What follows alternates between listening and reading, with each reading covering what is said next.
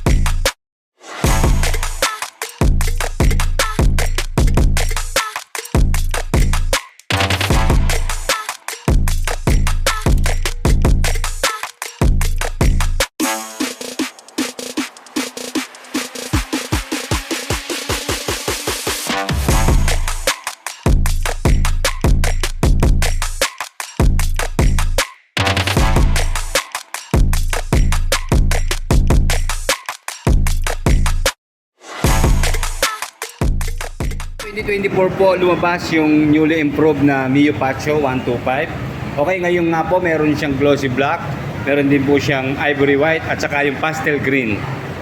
Same pa rin po sa kanilang engine specs. So ang nabago lang naman po sa kanya, tulad po ng mga ibang na-review natin, sa decals lang. Okay, dito po tayo mag-focus sa kulay black dahil ang ganda po itong black edition nila. Oh. Ang formal na tignan ng Transcende, di ba? Okay, nakaganda po yung mga decals na nakalagay. Sa kanyang bagong graphics, ang galing, di ba? Very unique. Playful symbol yung datingan niya. And then, yung combination ng accent color, di ba? Ang ganda. Ito, itong kanyang mint green, and then violet, at saka white. Pinapakita yung uniqueness style ng Mio Pacho. And then, pagdating po sa kanyang lighting system, wala pong nabago. Ganun pa rin po. Dito sa headlight, very classic ang kanyang style. Round shape na headlight na nasa gitna po yung DRL.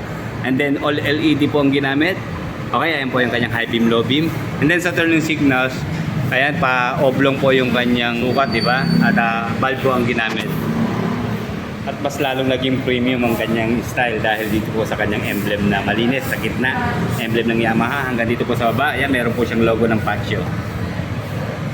Pare-pareho po sila ng shape, lalo na dito sa stoplight, taillight, hanggang sa kanyang turning signals. All bulb naman po dito.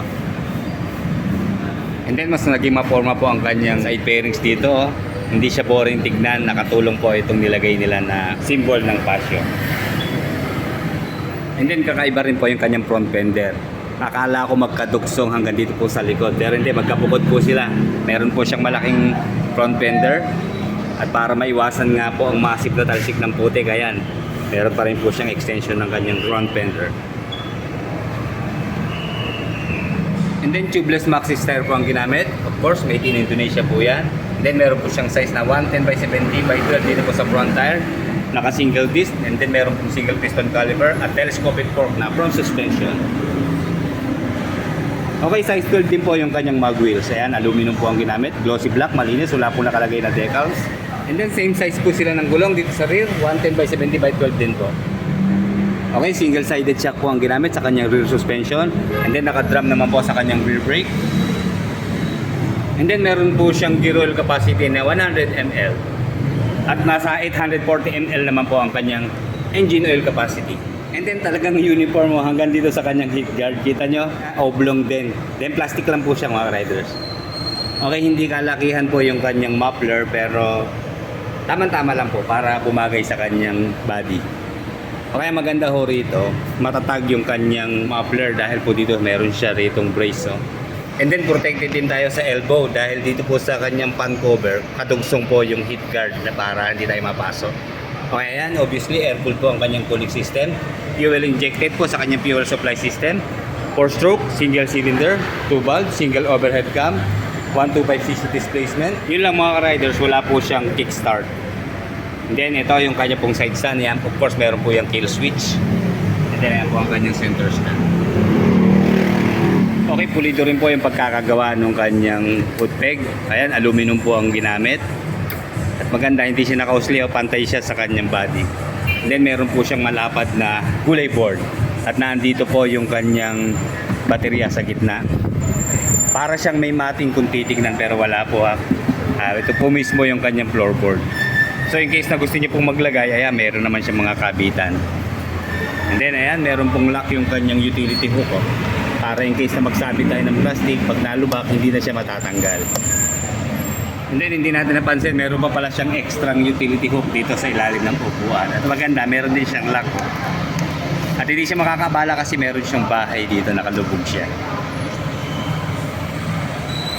Okay, meron po siyang dalawang pocket. Dito po sa right side, ayan, medyo malalim po yung kanyang pocket.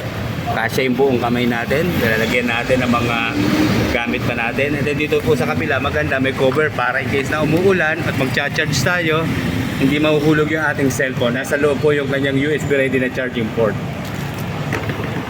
Okay, nagsosolo lang po siya. Sana nag-improve na, sinamahan na ng pan type C, di ba? Pero malalim po yung kanyang pocket. Oh. Kamang-tama yung ating cellphone. Okay, although maliit po yung kanyang meter panel, pero ang ganda ng shape, di ba, pataas. Hindi tayo pasubsob dito. Mataas yung position ng kanyang manibela. Naka-upright po siya. Okay, full digital na po yung kanyang meter panel. At sa kanya po mga switches and button, ayan, very organized din naman po. High beam, low beam sign, turning signals, horn. And then dito po sa kanyang brake lever sa rear, bali ito po yung drum brake.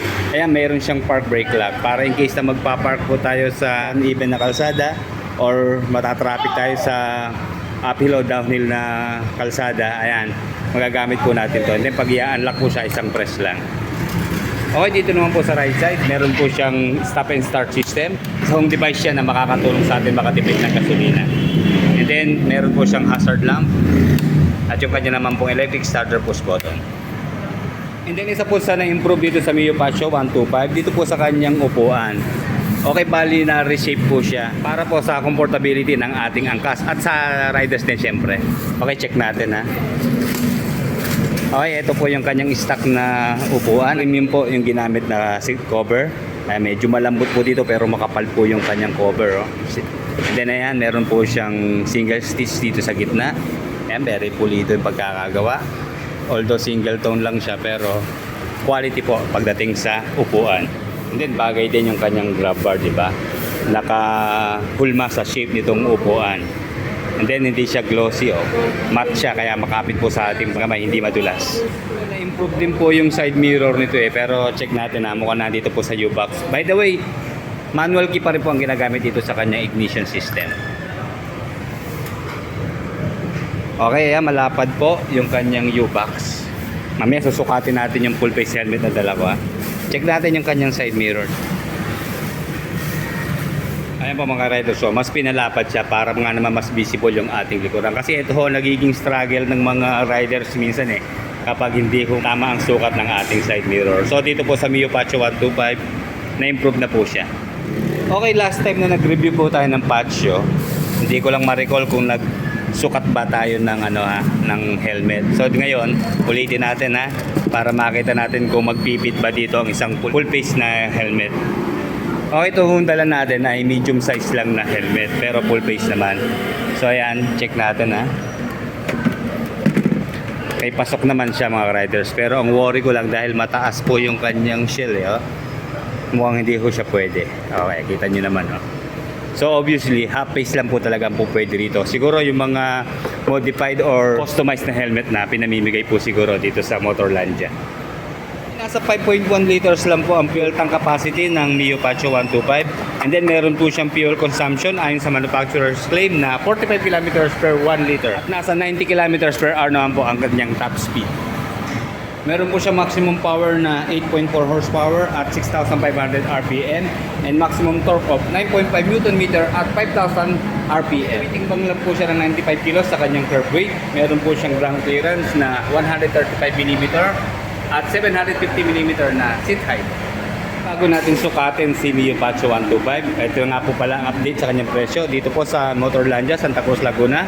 As of January 16, 2025, sa kanya pong cash price, 93,900 pesos.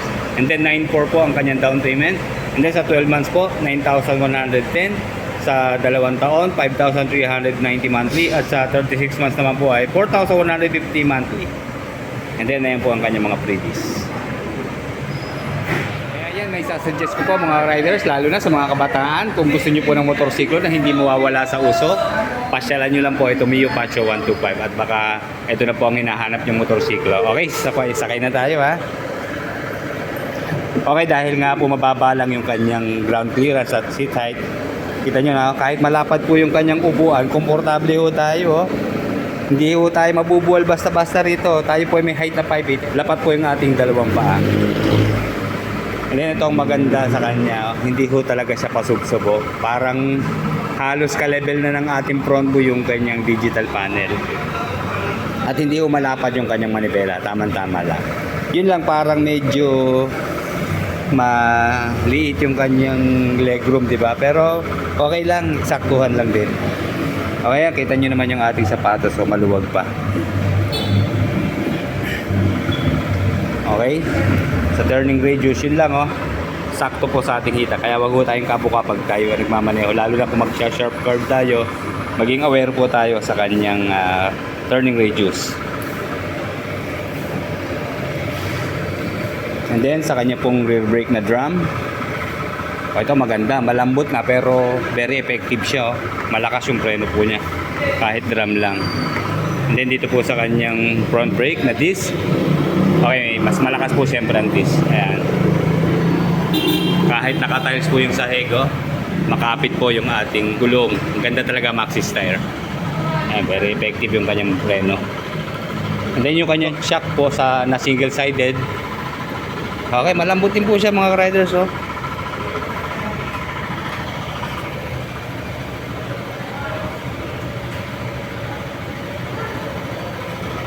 Okay, napaka-komportable po niya. Malambot po talaga. Yamaha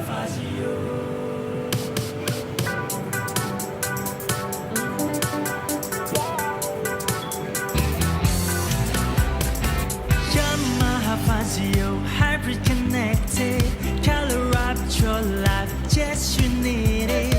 Feel the energy of classy Yamaha. Featuring up to date, yapakelele. Yamaha Fazio hybrid connected, color up your life, just you need it. Sajak teman nonton, connected always on, tinggalin yang lama dan langsung move on. Yamaha Fazio hybrid connected, color up your life, just you need it. Yamaha Fazio hybrid connected, color up your life, just you need it.